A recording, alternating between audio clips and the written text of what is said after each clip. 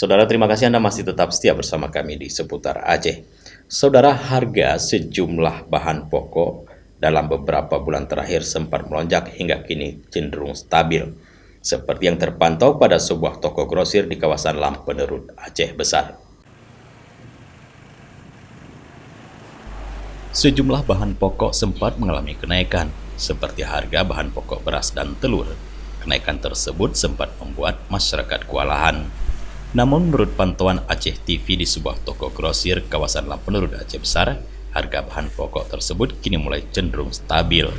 Hal itu diakui Zulfitri, pemilik toko grosir di kawasan itu.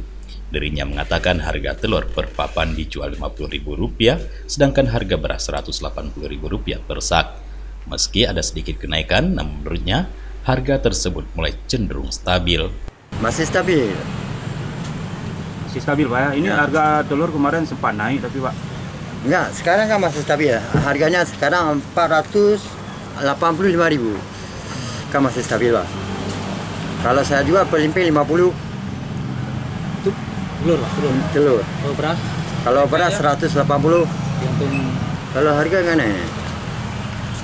Naik harga. Harga naik Pak. Daya beli je menol mau. Meski demikian, daya beli masyarakat hingga kini masih menurun. Sepinya pembeli sudah terjadi sejak beberapa minggu terakhir dan hingga kini masih terus menurun jika dibandingkan sebelumnya. Dari Aceh Besar, Tim Liputan Aceh TV melaporkan.